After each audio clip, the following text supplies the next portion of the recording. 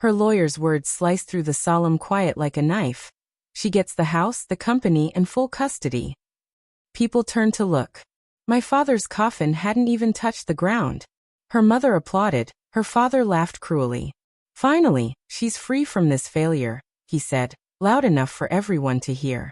My wife didn't meet my eyes, just shook her head and muttered, "You never deserved her." I said nothing. Just picked up the pen and signed every document they'd so eagerly shoved in front of me.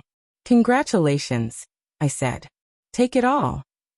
Then I handed her attorney a sealed envelope and waited for the storm I'd orchestrated. 15 years ago, I proposed with a modest ring and a vision scribbled on the back of a napkin. She accepted both. Said she believed in my dream. We built everything together. Late nights, endless work, mutual sacrifice. A business that thrived. A home we both loved. A daughter who used to run into my arms after school. I thought we were solid. I thought we were real. But the signs were quiet. At first, just small absences. Delays. No more texts when her plane landed. My jokes stopped getting laughs. Her replies grew shorter. Her outings more frequent. I asked if something was wrong. She smiled, almost pitifully. "Just tired," she said. Our daughter stopped coming to me for homework help. Started closing her door.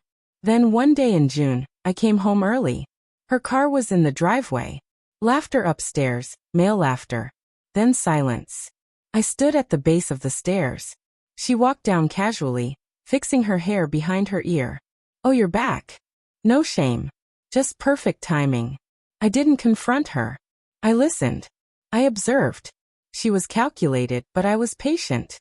My father, on his last clear-headed day, had warned me. "She's already halfway out the door. Don't pretend not to see it." He knew before I did. His funeral gave her the cover she needed, a public, emotional setting. She thought grief would distract me. She didn't know I had already mourned the loss of our marriage. 2 months before that day, I hired a forensic accountant. 3 months before, I installed recording devices. In the house, in the car, even her office. 4 months prior, I transferred majority ownership of the company into a trust under my father's name. She didn't notice. She was too preoccupied building a life with someone else. The man she was sneaking around with? Our junior partner. 28, ambitious, sloppy. He used a company laptop to plan their trips. Left receipts in our shared cloud folder. She filed for divorce the morning after my dad died. Thought she'd hit me when I was weakest. She wasn't completely wrong. Grief does cloud judgment, just not mine. The envelope I gave her lawyer contained a legal motion for injunctive relief, backed by audio recordings, affidavits, timelines, and transaction logs. Their affair had begun during an active merger. She had fed him sensitive information. He used it to front a bid through a dummy corporation. Corporate sabotage. A felony. The court froze every shared asset. Our home, our bank accounts, even the business, pending investigation. Custody was suspended. She missed the hearing. Her lawyer didn't. He arrived pale, sweating, unsure. He hadn't even opened the envelope. By Monday, her affair partner was fired. Tuesday he was subpoenaed. Wednesday he flipped.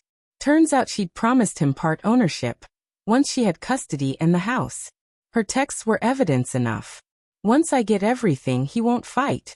He's too soft," she'd written. I let the judge read those aloud. Our daughter sat in the courtroom. She didn't look at her mother. Not once. 3 weeks later, custody was awarded to me. She was granted limited visitation, supervised, pending a psych evaluation. The house was ordered sold. All funds placed in escrow. She left with nothing but a suitcase. The final hearing? Just the two of us in a quiet beige courtroom. No cameras, no family. She tried to speak. I let her. I didn't interrupt. I didn't retaliate. I never once raised my voice or my hand. And that's what unnerved her most. I believed her once. Believed she meant her vows. That's why her betrayal cut so deep, and why my clarity ran even deeper. Now she's living in her sister's spare room, applying for hourly retail work.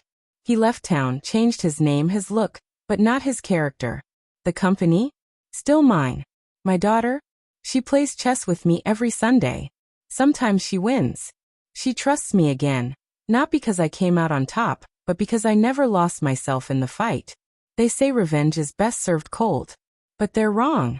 Revenge is a signature, precise, irreversible, undeniable. And when people ask how I stayed so calm, I just smile and say, I signed everything away, then took back only what was already mine.